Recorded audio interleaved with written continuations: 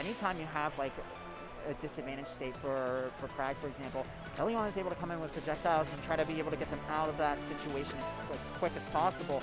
And then Rock Shards could also help with scenarios as well for Bookworm's case and whatnot. So like they cover each other's weaknesses pretty well, I feel like. Yeah, Bookworm, I mean, her punish game is just insane. Just seeing her, first time I met her was in COS 2019. She came with Sparks, and I think she was playing Abs at the time. And I mean, it was a solid Abs, and now she's playing Elliana, and it's insane.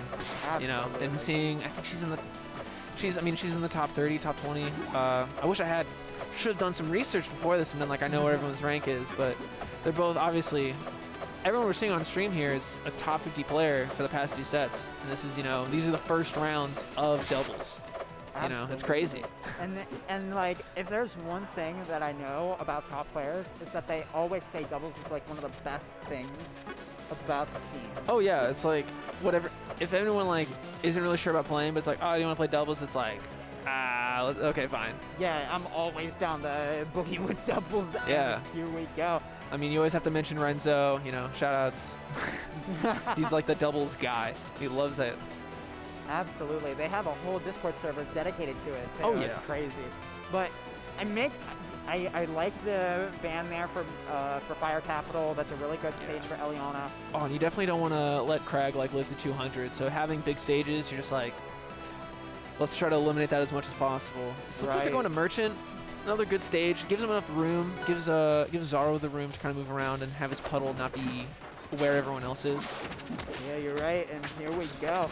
And so far, it looks like they might have been doing a little bit of team attacking there for a second. I don't know. I guess. I mean, Xaro just kind of came in. It's like, I'm going to hit some buttons, and whoever it hits, it's going to work. And it kind of worked out in their favor. It feels like you already have everyone at a pretty high percent for the red team. MSB only at like 60%, but Bookworm being at like 90, that's not good for, especially you get like one parry out of nowhere. A parry down smash is just going to be abysmal. But that down smash actually worked for Xaro. Yeah. Oh, Mutton. That's unfortunate. The Steam, Bookworm had it up there and it saved Mutton. That is such an amazing counterplay. I'm sure they did not like think about that going into it, because like those are just one of those moments where it's like, oh, that happened? Oh, cool. Yeah, it's also it's great when it happens to your teammate. You're like, oh man, this team's gonna really disrupt, you know, either Xaro's combo or Mr. Mutton's combo, or it's gonna save MSB here. But in that moment, it really just saved. It was a little bit of a negative for him. Yeah, and currently, like, Xaro and Mutton looking really good. They're both at really high percent, yes, but they still have 3 stocks compared to the MSB and Bookworm, both of them with 2 stocks still. And they're racking up pretty decently in damage here, so... Orcane living to 163, this is not what you want to see if you are MSB and Bookworm here, because he will take all the extra mileage and he will run with it. Absolutely, especially for someone like Kragg, who's able to get kills at pretty decently early percents too. This is just one of those sort of scenarios where, what a double kill on that down air. Mutton just protecting his brother at all costs. These are moments where you just like, these are true siblings. They're protecting each other, doing whatever they can to keep the other alive. And still with 2 stocks early percent for Xaro, and then a decent amount of percent on Mutton. This is not looking good for MSB Bookworm. I'm hoping that going into this next match, potentially they're starting to think about, okay, what can we punish? Yeah, there's definitely, you know, there's always a learning curve. I mean, Xaro is Xaro for a reason. He's insanely good. His punish is amazing. He did just kill himself there, so I feel like I kind of cursed him there. But he's special in a lot of ways with how he plays Orcane and just how he maneuvers the stage. So it's going to be a uphill battle regardless. Ooh, that was a great... Almost killed. Yeah, a good combo coming out from Mutton and Xaro there. But we're looking to see a kill here from Xaro, and he's going to be able to get it in Bookworm. And now it's just MSB against a Whale and Forsburn, and that's going to definitely take it for game 1. Like I said in the middle of that match, now going into this next game, if I'm MSB at Bookworm, I'm thinking, okay, what were they doing that they've been doing a decent amount of the time, like on repeat, and just how can we punish it? Yeah, I think they definitely felt more like a coherent team than MSB and Bookworm. They were more, it felt like they were kind of doing their own thing and then hoping it worked out for each other. So hopefully they can kind of mesh well here in the second game. especially sometimes, I don't know, when you first start playing together and you first get in the set, you kind of realize how you play in set. 'Cause everyone plays different in friendlies than they do in tournament, even if they don't think they do. So maybe they've been playing a little bit and they're like, okay, this is fun, you know, we're doing well, we're having a great time, and now the pressure's really on for them.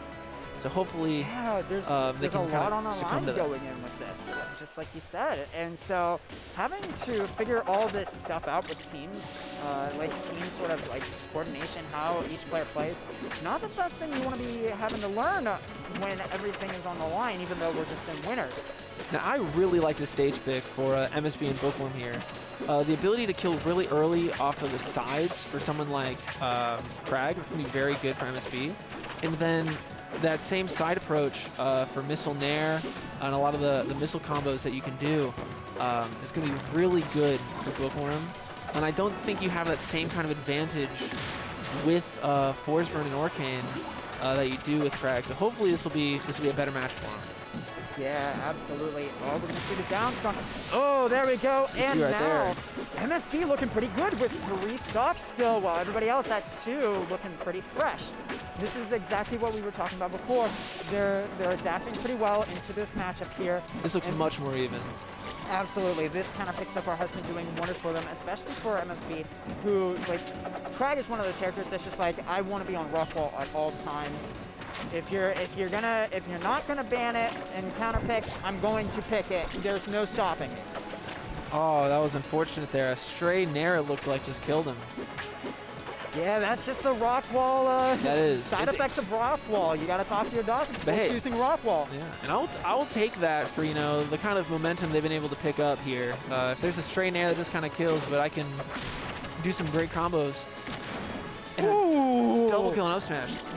It's all worth it now. It was all worth it. Oh, that's like the icing on the cake right there. It's just like the best part of the cake. Just having both knockouts there, just by MSB.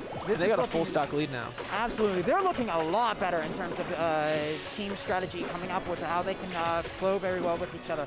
But right now, Xaro and Mutton looking really good there for a second, but gonna drop that combo. There's no puddle on stage, yeah. Oh no, Zaro's out. This is bad for Mutton. Oh, with a puddle on stage, unfortunate.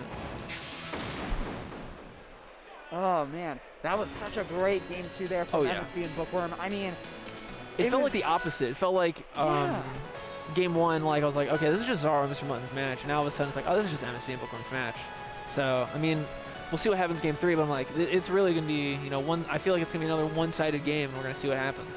Absolutely. Going into this next game, like I said before about MSB and Bookworm having to adapt, same thing is going to happen with Xaro and Mr. Mutton. Their team synergy has been on top of things here so far. So, of course, we're going to be seeing a lot more of that into this game 3 here. And it's just a matter of how they're going to adapt to what they just played against. Yeah. So we'll see. It looks like they're not going Air Armada. They're definitely banning that. Oh, yeah. There's no way they would want to go in Air Armada. Well, actually, wait. No, MSB and Bookworm are banning. Then in that case, I'd be like, you know what? I would go Air Armada. So that's interesting. I don't know where they're going to want to go here. They might try to go somewhere. No, they get 4 bans? I don't know. I'm just going to wait. I'm not going to try to guess.